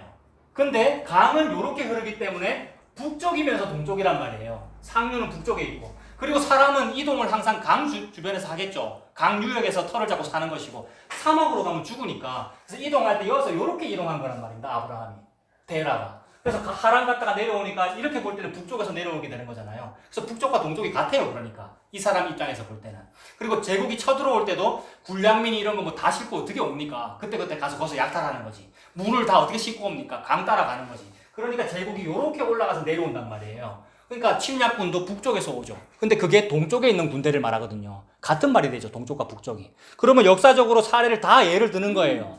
하나님 지금 무슨 얘기하냐고 요 얘기합니까? 확실한 증거 대봐봐. 미래의 일과 과거의 일 얘기해봐봐. 니들은 못하지. 나는 얘기한다 이 말입니다. 봐 옛날에 북쪽에서 왔지. 봐 옛날에 동쪽에서 왔지. 봐 고레스가 이제 앞으로 올 거지. 고레스는 약간 미래거든요 지금. 그런 얘기, 그 고레스가 점점 승승장구하고 정확한 시점은 잘 모릅니다. 이미 고레스가 등극했는지 아니면 미래의 일을 이사야가 말하는 건지 저도 학자들도 잘 모르겠어요. 그래 말을 여러 가지로 한단 말이에요. 그 다음에 본문도 어떤 때는 미래 시제고 어떤 때는 과거 시제예요. 그 2절 같은 경우에는 뭐 과거 시제고 앞으로 오게 할인이 25절 같은 거는 미래 시제고 막 이래요. 그러니까 아브라함으로 봐도 되고 고레스로 봐도 되고 이럴 것 같아요. 25절쯤으로 가면 고레스인 것이 드러나요. 이제 앞으로 고레스 얘기가 나올 거거든요. 이사야서에. 그래서 동쪽과 북쪽이 같구나 이렇게 보면 되고요. 그렇게 하면서 그러면 하나님이 그 아브라함 그거 강조하려고 동쪽 얘기했나? 그 다음에 25절에 가서는 하나님이 그래 고레스 그 이방 왕 그거 강조하려고 고레스 얘기했나? 아니라는 겁니다. 42장부터 제목이 뭐라고 되어 있어요, 여러분? 주의 종이라고 되어 있죠. 42장부터 한 4군데에 걸쳐서 종의 노래라는 노래가 나오는데 이 종의 노래는 너무 유명하대요. 우리는 잘 모르지만 고대 사람들은 이 종의 노래를 알았던 것 같아요. 그래서 심지어 누가 이 노래를 알았느냐 하면 이디오피아의 내시가 이 노래를 알았어요. 이디오피아 내시는 재무장관이기 때문에 부자라서 그 당시에는 성경책을 개인용으로 못 가진단 말이에요. 근데 이디오피아 내시는 개인용 성경책을 들고 있었죠, 여러분. 그래서 명절 지키러 예루살렘 왔다가 지 성경책 보다가 종의 노래를 읽고는 궁금해가지고 빌립 집사님, 내가 읽기는 읽는데 가르쳐주는 자가 없으니 내가 이거 어찌 압니까? 라고 하면서 가르쳐달라 그랬단 말입니다. 그때 그 종의 노래가 누구에 대한 얘기였어요? 이디오피아 내시가 읽었던 그 내용이 예수님에 대한 얘기였거든요. 그 무슨 말이냐 하면 종의 노래니까 종이 노래를 부르는 거, 종에 대한 노래인데 나는 간닥의 여왕의 종인데 여왕의 종만 해도 이렇게 지체가 높은 사람이거늘 이사야서에 나오는 이 종은 여호와 하나님의 종이라는데 어째 이렇게 가난하고 병 걸리고 매 맞고 죽음을 당하는 그런 일을 겪습니까? 나 이해가 안 돼요. 요거 물어본 거거든요. 그랬더니 빌립 집사님이 그 종이라는 그분이 바로 예수님입니다. 이렇게 설명을 해준 거예요. 즉 하나님이 종의 모습으로 죽임당하는데 그게 가장 높은 거다 요 얘기잖아요. 그분이 재판장이다 요 얘기잖아요. 요거를 지금 하나님은 말씀하시는 거예요. 요게 물과 피와 성령이야. 가장 확실한 증거야. 니들은 가짜고 요게 참이야 라고 재판하고 계시는 겁니다 지금. 그래서 42장부터는 예수님 얘기예요. 그러면 같은 얘기죠. 동쪽에서 불렀다는 그 아브라함과 북쪽에서 불렀다는 그 고레스와 42장부터 나오는 그 예수님 얘기는 예수님 얘기하려고 다 복선 깔았다 이 말입니다. 그래서 42장은 예수님이고 그가 상한 갈대를 꺾지 아니하며 꺼져가는 등불을 끄지 아니하고 그 다음에 42장 6절도 보면 나 여호와가 의로 너를 불렀은즉 확실하죠. 여기서는 뭐가 확실하냐면 의로 너를 불렀다라고 할 때 아까 동쪽에서도 불렀다 그랬고 북쪽에서도 불렀다 그랬는데 같은 얘기, 부른다는 거 보니까 같은 얘기구나. 즉 예수님을 등장시키는 복선들이었다 이 말입니다. 그래서 내가 너를 의로 불렀다. 그 다음에 네가 바로 뭐 이방의 빛이다. 이거 전부 예수님에 대한 얘기잖아요. 요것이 이 피고, 자기가 원고인 줄 알고 있는 이 피고와 그 다음에 상대 측인 저 검사와 저쪽 거짓 세력에 대한 확실한 증거로 하나님께서 제시하고 있는 겁니다. 그게 예수님 십자가죠. 그래서 그러한 복과 재난을 한번 내려봐라. 너희는 깜짝 놀랄 거다. 24절에 봐라. 결판 났죠. 너희는 아무것도 아니다. 즉 너희가 패소했다. 아무것도 아니다. 너희 일은 허망하며 너희를 택한 자는 가증하다. 이렇게 말하는 거죠. 너희 일은 허망하고 아무것도 아닌데 그거를 택하잖아요, 사람이. 그 우상이라고 요거 확실하다고 그걸 택하면 그게 죄다는 거죠. 그게 가증하다. 참을 택한다. 그 택은 우리가 못합니다. 우리가 참을 택하지 못하고 오직 참이 우리를 선택하죠, 여러분. 신랑께서 신부를 선택해요. 그래서 여러분 신랑이 신부를 선택하는 이것도 사실은 재판입니다. 재판.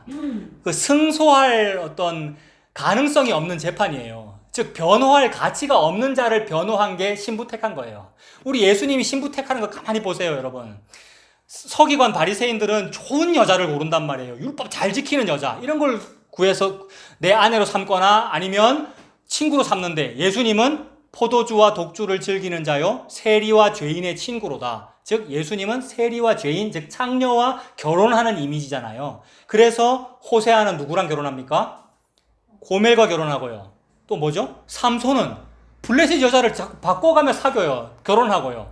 바꿔가며 사귄다. 이것이 비윤리를 말하는 것이 아니라 예수님이 우리를 그렇게 사랑한다는 말입니다. 복수를, 우리를. 그래서 그게 전부 예수님의 이야기잖아요. 이게 재판의 개념인데 매우 불리하잖아요. 이런 식으로 죄인을 사귀면 불리한데 하나님은 그게 승리라는 겁니다.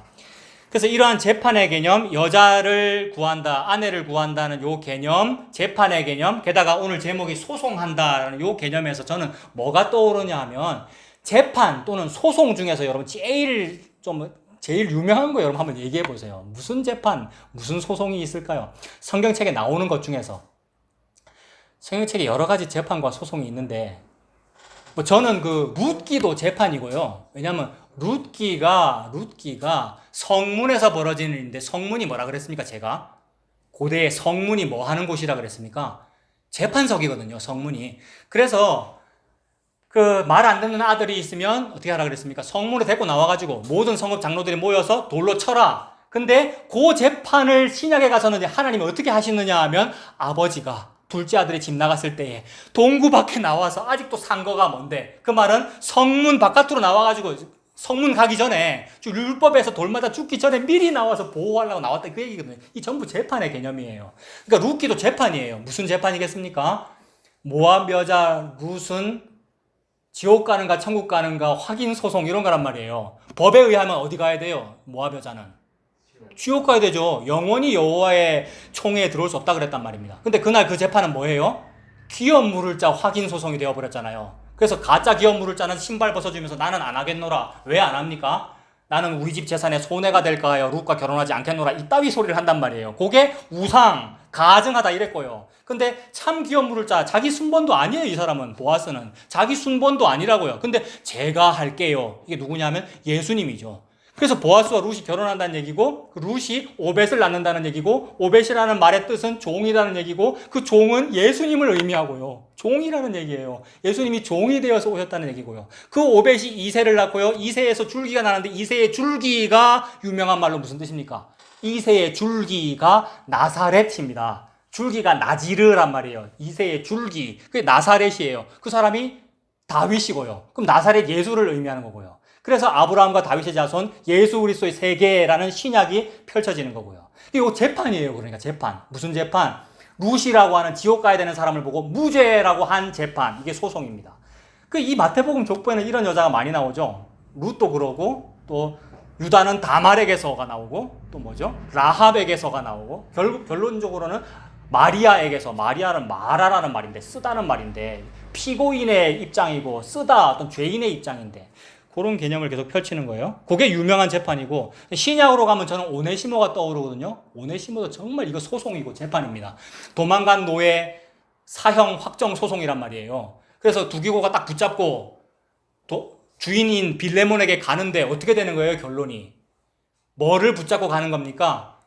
사도 바울이 감옥에서 써준 빌레몬서라고 하는 편지 붙잡고 가는 거죠. 이 편지가 예수 그리스도입니다. 말씀이잖아요. 빌레몬서는 하나님의 말씀이잖아요. 말씀은 예수 그리스도거든요. 즉 예수님 붙잡고 고개 푹 숙이고 가는 거예요. 그래서 이거 보여줬는데 빌레몬이 싫어, 나 너 사형시킬 거야, 이러면 사형이에요. 근데 빌레몬이 어떻게 된다는 얘기죠?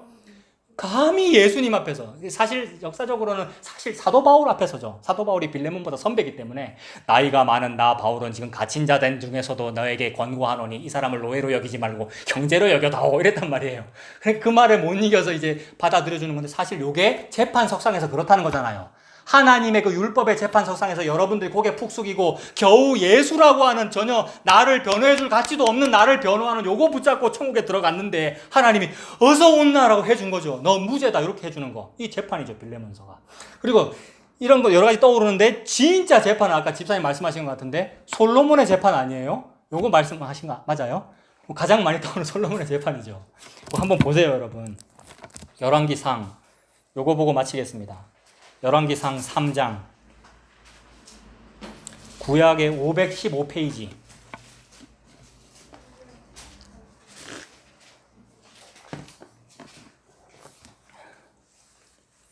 그 열왕기상 3장은요, 그냥 소송이라는 말 보다가, 그 다음에 재판 때문에 솔로몬의 재판 보다가 그 앞뒤를 보니까 시간은 자꾸 길어지는데 너무 재미있고 전부 연결되는 거고 그래요. 솔로몬이 왕이 됐다는 게 이제 예수님이 왕 되셨다는 거잖아요. 그리고 이 2장까지 전부 솔로몬이 막 권력이 점점 세지는 겁니다. 반대파 다 죽여버리잖아요. 전부 숙청해버리고. 그러니까 예수님이 등극하셨다, 그런 의미죠. 그렇게 등극을 했으면 가장 먼저 뭐 하면 되겠습니까, 여러분? 이제 내가 왕권 강화됐어. 딱 내가 등극 왕 됐어. 뭐든지 내 마음대로 할 수 있어. 가장 먼저 뭐 하면 되겠어요? 우리의 어떤 인본주의적으로나 윤리적으로나 뭐 도덕적으로는 제일 멋진 일, 뭐 하나님을 위한 일 또는 애국하는 일, 뭐 이런 거를 할 것 같은데, 그게 아니고 결혼합니다. 솔로몬이 결혼. 그것도 이방 여자하고. 3장 1절 보시면 솔로몬이 애굽의 왕 바로와 더불어 혼인관계를 맺어 그의 딸을 맞이하고 해요. 요거 그냥 넘어갈 수도 있는데 못 넘어가겠더라고요. 소송, 재판, 이게 아까 룻의 경우도 그렇고 아내 구하는 그런 과정이었단 말이에요. 죄인이 아내잖아요, 여러분. 하나님의 이 복음 안에서. 죄인을 아내 삼는 이야기잖아요. 창녀를 아내 삼는 이야기잖아요. 근데 딱 시작부터가 어떤 여자를 아내로 삼는데 애굽 여자예요. 옛날에는 이거 어떻게 보였느냐 하면 솔로몬이 나중에 10장, 11장에 가면 여호와를 떠나거든요, 솔로몬이. 왜 떠납니까? 1000명의 후궁 때문이잖아요. 그거하고 연결되는 건 줄 알았는데 아무리 봐도 아닌 것 같아요. 아니에요, 여러분. 이 아내를 구했다는 요 말과 나중에 10장, 11장에 가서 1000명의 여자를 구했다는 말은 분리돼요. 그래서 그 10장, 11장에 가서도 애굽 왕 바로의 딸 이외에도 누구를 구했다. 그 이외의 여자들이 우상을 섬기기 위해서 이렇게 되었다고 기록되어 있어요. 그렇다면 그 이전의 애굽 왕 바로는 아내다라는 개념입니다. 그래서 술람미 여인하고 연결될 것 같아요. 동일인인지 아닌지는 확인할 길은 없으나 연결될 것 같아요. 즉 사랑했다 이 말입니다. 애굽 왕 바로를. 근데 저는 늘 이거 정략 결혼이야, 죄의 시작이다, 이거 큰일 났다 이렇게 봤는데 아니요. 어떻게 봐야 되느냐면 모든 성경은 예수 그리스도의 십자가를 말하고 하나님은 사랑이시다라는 말을 설명하고 있는 거거든요. 애굽 왕 바로는 하나님 나라의 아내가 되면 안 됩니다, 여러분. 애굽 왕 바로의 딸은. 즉 애굽 왕 바로의 딸 이방의 여자는 우상 숭배자고 모압 여인 룻하고 동격이고 나란 말이에요. 나 같은 사람과 결혼하는 일을 국정의 최우선순위로 삼았다는 거잖아요. 왕 되자마자 결혼했다. 창녀와 결혼했다는 이야기와 같은 얘기고 그녀를 위하여 그 아내를 위하여 이제 집 지을 거예요. 물론 아내를 위하여는 아니고 여호와의 성전을 짓는 건데 아직 짓지 아니하였으므로 기다린다라는 얘기입니다. 여러분 우리는 이미 지어진 집과 아직 지어지지 않은 집 사이에 살고 있는 중이거든요. 이게 이미와 아직 사이잖아요. 그래서 예수님께서 내가 거처를 마련하러 가노니 마련하면 너를 부르겠다. 네가 우리고 그게 아내잖아요. 애굽 여자인 나란 말이에요. 기다리는 장면이에요. 딸을 맞이하고 다른 성에 데려다 주고 자기의 왕궁과 여호와의 성전과 예루살렘 주위의 성의 공사가 끝나기를 기다리니라. 요거 구약인데 신약을 살고 있는 우리가 요대로 해석하고 적용해도 맞다. 요게 뭐냐 하면 역사인식이란 말이에요. 아까 하나님이 미래의 일과 과거의 일을 한번 말해봐라. 요 과거의 일을 지금 우리는 요렇게 말을 하고 있잖아요. 바로의 딸은 저와 여러분이죠. 구원받으면 안 되는, 솔로몬의 아내가 되면 안 되는. 솔로몬의 아내가 되면 안 되는 사람 많습니다. 이디오피아 여왕도 그렇죠. 스바의 여왕도 그렇고, 그 다음에 사실 우상 숭배하게 했다는 그 1000명의 여인도 마찬가지 아니에요, 여러분? 두로와 시돈과 에바알의 딸과 무슨 오만 악한 여자들 다 아내로 삼잖아요. 그게 솔로몬의 죄를 말하는 거 맞죠? 죄를 말하는 거 맞아요. 그래서 솔로몬 망해요. 근데 그렇게 망한 분이 예수님이잖아요, 여러분. 예수님은 신약 성경은 믿지 않는 자와 멍에를 함께 매지 말라 그랬는데 솔로몬은 맸잖아요. 똑같이 예수님이 맸단 말이에요. 똑같이 아담이 맸어요. 그래서 여자가 선악과 먹었는데 아담이 같이 죽잖아요. 전부 같은 얘기잖아요. 그래서 솔로몬처럼 그런 식으로 결혼을 해야 됩니다가 아니에요. 그런 식으로 결혼을 해야 된다 또는 그렇게 하면 안 된다를 말하고 있는 게 성경이 아니란 말이에요. 예수님이 그렇게 하면 안 되는데 그렇게 했다를 말하는 거예요, 성경책은. 예수님은 저와 여러분과 같은 우상숭배자와 결혼하면 안 되는데 결혼을 해줌으로써 예수님이 십자가에 달려 죽고 나를 살렸다를 말하는 것이 성경책인 거죠. 그러므로 국정의 최우선순위로 이러한 결혼을 했고 그 다음에 성전 건축을 기다리고 있고 성전 건축이 아직 안 되었기 때문에 어디에 가서 제사를 드립니까? 여러분 봅시다. 3장 2절 뒷부분에 산당에서 제사하며라고 하잖아요. 그때 백성들이 산당에서 분향하니라는 그 표현을 저는 항상 부정적으로만 봤거든요. 부정적인 거 맞아요. 산당이라고 하는 그 풍습은 이방인들의 풍습이란 말이에요. 우리나라식으로 보면 뭐 성황당 이런 거 생각하면 되겠죠. 근데 이때는 지금 아직 성전이 지어지지 못하였으므로가 붙어 있는 거예요. 그냥 그럴 수 있는 거예요. 그러므로 성경책은 항상 보면 죄도 너무 나쁜 죄라고 말하지 않고 선도 너무 좋은 선이라고 말하지 않아요. 즉 아무것도 아닌 거예요. 그냥 선악이 아무것도 아닌 거예요. 그래서 선악과 먹지 말라고 그러시는 거잖아요. 다만 하나님은 하나님만이 선이다라는 걸 드러내고 싶으신 거예요. 그거 뭐냐 하면 죄인과 결혼한 거 그것만이 선이야. 창녀를 승소라고 판결해 준 거 요것만이 선이야 요 말입니다. 도대체 그 창녀에게 뭐가 담기길래 소송에서 승소하는 거지? 요 얘기를 펼치려고 그러는 거예요. 이게 솔로몬의 재판이잖아요. 집사님 말씀하신. 그래서 창녀에게 뭐가 주어지면 승소하느냐 하면 율법대로 하면 패소예요. 창녀는. 맞죠? 바알의 바로의 딸 또는 에빠알의 딸 이런 이방인인 여자인 나에게 율법대로 하면 패소인데 율법을 다 이루는 예수님의 십자가 보혈로 하면 그게 승소고 그게 결혼이다 요 얘기입니다. 그래서 산당에서 그럴 수밖에 없는 거예요. 게다가 이 산당 중에서 4절에 보면은 기브온에 갔다고 되어 있죠. 3장 4절에 제사하러 기브온으로 갔다고 되어 있습니까? 그 기브온은 나중에 역대하에 살펴보니까 모세가 만들었던 그 회막을 기브온에 뒀더라고요. 그러니까 솔로몬은 제대로 제사하러 간 거예요. 기브온에 그 회막이 있으니까. 다만 회막 속에 있던 지성소 속에 있던 언약궤는 지금 어디가 있겠습니까? 솔로몬의 자기 아버지인 다윗이 춤췄잖아요. 언약궤를 예루살렘에 옮기고 따로 장막 하나 만들어 임시로 아직 성전 짓기 전이니까 만들어 놓고 춤췄단 말이에요. 그래도 옷 벗겨지면서. 그러니까 아마 언약궤는 없었으나 그런데 솔로몬은 그래도 옛날 그 회막으로 갔다. 왜냐하면 재물이 1,000마리거든요. 재물이 너무 많으니까 큰 규모가 있는 곳으로 가야 되는데 기브온에 있는 그 시설은 컸다는 거죠. 4절에 보면 기브온으로 가니 거기는 산당이 컸다. 솔로몬이 그 제단에 1,000번제를 드렸다. 그러니까 너무나 우리가 덮어놓고 봤어요. 그동안에 1,000번제를 1,000번이나 옛날에는 이거 번이라 그래가지고 새벽기도 할 때도 봉투에 넘버링 했어요. 넘버 1번 해가지고 1,000번까지 다 채우면 제가 다 했습니다. 뭐 개근했습니다. 그거 잘하면 하나님께서 지혜도 주시고 재물도 준다고 했는데 그 얘기가 아니고 하나님은 십자가를 말하고 싶다. 그래서 그렇게 제사를 지냈더니 하나님께서 내가 너에게 뭐를 줄 거라고 했는데 이 스토리가 솔로몬의 꿈속에서 있었던 일이니까 이거는 이장호 목사님 설교도 제가 들었는데 이장호가 그렇게 말했는데 뭐냐면 꿈을 꿨잖아요. 여러분 솔로몬이 꿈속에서 하나님 나타났고 꿈속에서 솔로몬이 저 이거 판단할 수 있는 지혜를 주십시오 이렇게 말했잖아요. 그러면 꿈에서 내가 그 말을 했다는 것은 내가 말을 한 게 아니고 내가 그렇게 말을 했다는 꿈을 꿨습니다. 요 얘기잖아요. 그게 무슨 말이냐면 꿈은 우리 마음대로 아니에요. 내가 그날 그렇게 했다는 꿈을 꿨지 내가 했다가 아니란 말이에요. 실제로는 안 했으니까 꿈이잖아요. 즉 우리는 하나님께서 우리한테 뭐를 줄 거라고 물을 때 지혜 주십시오라고 말하는 사람이 아니다 이 말입니다. 다만 그런 꿈을 꿨다는 말입니다. 그럼 꿈은 누가 꾸게 합니까?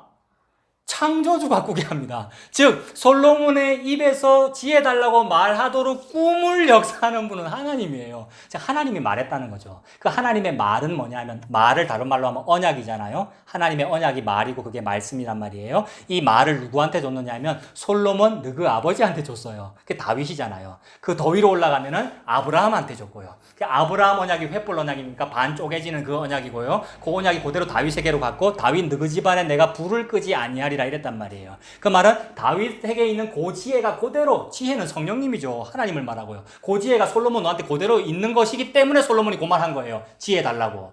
그리고 그것이 계속 연결되겠다 그랬어요. 불을 끄지 않겠다 그랬으니까. 그러니까 요 다윗 집에서 줄기, 가지, 나지르, 나사렛이잖아요. 예수님 태어난다는 말을 그렇게 한 거죠. 즉 솔로몬은 자기 실력으로 요만 한 거 아닙니다. 그러므로 하나님도 솔로몬이 예뻐서 요거 준 거 아닙니다. 다윗하고 언약했기 때문이고 하나님의 언약 때문에 지혜와 부귀영화를 준 거죠. 그리고 그때 솔로몬이 3장 6절에 보면 다윗이라는 말 썼고요. 이미 즉 솔로몬이 한 게 아니고 꿈속에서 다윗이라는 말 썼고 은혜라는 말 썼어요. 여러분 3장 6절에 은혜라는 말 중간에 딱 썼고요. 이게 하나님 말하고 싶은 거 요거거든요. 은혜, 즉 긍휼을 말하고 싶은 거거든요.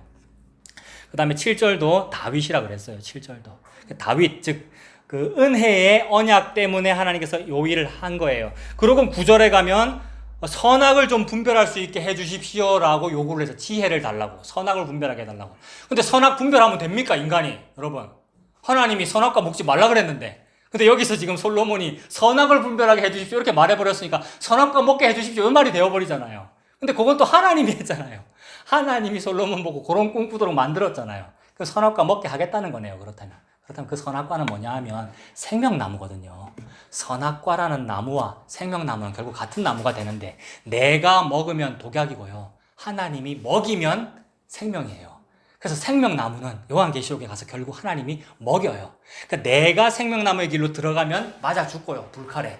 하나님이 불러서 끌어당기면 살아요. 죽여서 살려요. 이 십자가잖아요. 그래서 요한계시록에 가면 생명나무의 열매를 주어 먹게 하리라 이러거든요. 선악과 먹게 하겠다는 같은 뜻이 돼요. 선악과 생명나무 같아요. 근데 다만 내가 먹으려고 그러고 사탄이 먹으라고 그랬죠.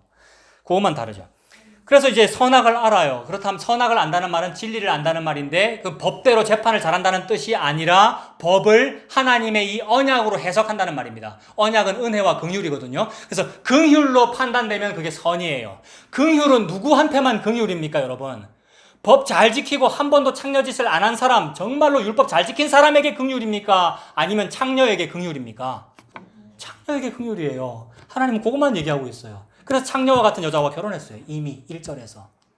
바로의 딸과. 그게 호세아가 그 얘기고, 예수님이 창기와 세리의 친구다는 얘기가 그 얘기고. 그래서 바로 그렇게 그 지혜 받고 나서 하나님이 이제 증거를 제시하겠죠. 이 지혜가 진짜 지혜인지 아닌지. 바로 첫 번째 판례를 얘기하는 거잖아요. 그 판례가 집사님 말씀하신 솔로몬의 재판이잖아요. 솔로몬의 재판의 주인공이 누굽니까? 누가 원고 피고로 등장합니까? 창녀. 여러분, 창녀 두 사람이 아들 낳았는데 한 여자가 애 깔아 뭉갰대요. 자다가 잠꼬대가 심해가지고. 근데 애를 바꿔치기 했다는 거잖아요. 그래서 데리고 와가지고 누가 진짜 엄마인지 친자 확인 소송을 한 거잖아요. 그때 3장 24절에 솔로몬이 말합니다. 솔로몬이 말한다는 것은 하나님의 율법이 지금 재판하신다는 거죠. 뭐 가져오라 그러죠? 24절에 칼을 가져와라. 칼입니다, 여러분. 율법은. 그래서 에덴 동산에 있는 두루 도는 화형검이죠. 이 칼로 뭐 하시면 되죠? 이미 아까 말씀드린 아브라함에게 했던 그거 하시면 돼요. 재물을 반으로 갈랐잖아요. 그래서 칼 가져와라. 이 애 반 잘라 이랬어요. 이게 뭐예요? 율법이에요. 율법대로 하면 나라고 하는 애는, 아들은 죽어야 돼요. 동시에 아들이 죽으면 그 산 엄마도 죽는 거죠. 에? 내 아들이 죽는 걸 눈앞에서 보면 그게 나의 죽음이잖아. 요거 그대로 한 장면이 뭐죠? 모리아산 정상입니다. 아브라함 보고 네 아들 이삭 죽여라는 그 얘기라고요. 근데 칼을 가져와라. 칼로 찌르려고 한다. 같은 개념이고 이게 율법이다 이 말입니다. 솔로몬은 인간적으로는 율법적으로 너무 잘한 거예요. 물론 넌지시 한 말이겠지만 칼로 반 잘라. 이거 율법대로예요. 율법서에 보면 소가 있는데 남의 소를 받아 죽였으면 죽은 소 반반 나누고 그다음에 뭐 팔아가지고 돈을 정확히 반반 나눠라 이랬단 말이에요. 그거대로 지금 정확히 반 나누는 그 율법대로 한 거란 말이에요. 그게 법대로이죠. 근데 법대로 하면 죽는다 이 말입니다. 애는 반 잘라져서 죽고 엄마는 뭐 미쳐서 죽겠죠 아마. 이게 죽음이잖아요. 우리가 법대로 하면 다 죽어요. 근데 그거를 보는 거예요 하나님은. 반 잘라라고 했을 때 과연 우리에게서 뭐가 나오는지. 엄마에게서 뭐가 나오죠? 펑펑 울면서 제발 이거 죽이지 말라고. 내 아들 아닙니다 이래버려요. 이 아들을 저 여자한테 주세요. 뭐 하려고요? 살리려고. 이걸 보고 마음이 불붙는다고 그러거든요. 25절에 보면 사나이를 둘로 나누어 반은 이 여자에 주고 반은 저 여자에게 주라. 26절에 마음이 불붙는 것 같아서 아무쪼록 죽이지 마옵소서. 이 마음이 불붙는 것 같아서 아무쪼록 죽이지 마옵소서라고 외친 사람이 있으니 다윗입니다. 요압 장군아 제발 내 아들 죽이지 마라 이랬단 말이에요. 근데 죽여버려요 여러분. 요압이. 왜 죽이죠? 나무에 달린 것은 저주를 받았기 때문이다. 뭔 얘기하는 겁니까 지금 하나님이? 예수님이 십자가라는 나무에 달려서 죽었다. 니는 살고 나는 죽었다. 요 얘기하는 거예요. 다윗은 펑펑 울면서 내 아들 압살롬아 이랬는데. 그래서 똑같은 장면으로 모리아산 정상에서 멈추어라 아브라함아 죽이지 말아라. 이게 아무쪼록 죽이지 마옵시고라는 말이 하나님 속에 있는 긍휼인데 그게 창녀 속에 들어갔다 이 말입니다. 창녀가 죽이지 마옵소서 저 여자한테 그냥 줘버리세요. 내 거 아니에요 해버리는 이게 어디서 나오는 거냐면 지 실력이거나 지 믿음이 아니라 불붙는 한 이것 마치 솔로몬이 꿈꾼 것 같은 그것 하나님만이 주었다 이 말입니다. 하나님은 요것만 가지고 소송한다 이 말이에요. 그러면 하나님이 요걸로 재판해서 너 승소 이랬을 거 아니에요. 너 저 여자 패소, 이 아들은 이 여자의 것이다 이렇게 했을 거 아니에요. 그렇다면 이 재판은 지금 하나님이며 또한 재판장인 솔로몬이 판결을 내렸습니까? 아니면 마음이 불분했던 이 여자가 판결을 내린 겁니까? 잘 보면 이 여자가 결론을 낸 거예요. 죽이지 마세요. 이게 하나님 속에 있는 죽이지 마라라는 그 말이잖아요. 그러므로 성도가 세상을 판단할 것을 알지 못하느냐 이랬단 말이에요. 고린도전서에 너희가 교회 다니면서 너희 크리스찬이면서 어찌하여 교회 안에 무슨 분쟁에 관해서 세상 법정에다가 신고하고 고소하느냐, 세상 법정에 소송하느냐, 성도가 모든 것을 판단할 것이 아니냐 이랬단 말이에요. 즉 성도가 모든 걸 판단할 줄 안 돼요. 왜 그렇게 씁니까? 성도를 보고 교회라 그러고 교회가 두세 사람이라 그랬잖아요. 아까 두세 사람이 땅에서 매면 하늘에서 매이고 풀면 풀린다. 요 얘기가 이 창녀 말하는 거잖아요. 솔로몬이 재판을 내린 게 아니고 창녀가 입에서 터져 나왔어요. 죽이지 마옵소서라는 이 긍휼이, 즉 하나님은 이 긍휼만으로 판단하고, 그 긍휼이 뭐예요? 요한 1서에 물과 피와 성령이라 그랬어요. 이 긍휼인 성령을 물 붓듯이, 초막절에 물 붓는다 그랬죠? 물 붓듯이 부어준 게 십자가 사건이고, 그 성령님이 저와 여러분 속에 계시잖아요. 그래서 모든 것을 판단할 줄 알죠. 우리가 역사를 인식하여 예수 그리스도로 판단할 줄 알고, 모든 것을 잘잘못을 볼 때 긍휼로만 판단할 수 있다 이 말입니다. 우리 교회는. 근데 참 안 되죠. 저부터가 안 돼요. 당장 운전만 해도 바로 크락션 빡 울러버리는데 바로. 예? 참으로 우리가 이러하구나라고 하면서 뭐 하는 겁니까? 참으로 이러한데 어쩌고 있어요? 우리가 씻어주지 마이소 이란단 말이에요. 베드로처럼. 예수님 뭐라 그러겠어요? 내가 니를 안 씻어주면 니는 나와 상관이 없다면 씻어버려요, 우리를. 그게 내 안에 유다를 또 씻기시는 거예요. 영원히 씻으면서 상관이 있는 관계가 돼요. 그래서 재판, 마침내 궁극적인 그 재판석상에서 니 내랑 관련 있네, 들어와, 이렇게 되는 거예요. 이게 성도가 세상을 긍휼로 판단하는 것이고 이긴 겁니다. 이 소송에서 이렇게 이긴 자, 요한계시록에 말하는 그 이긴 자, 예수를 믿는 자가 이긴 자가 아니면 누가 이긴 자냐 이러셨어요. 이 소송에서 그렇게 이긴 자가 되어 승소하시는 저와 여러분들 다 되시길 바랍니다.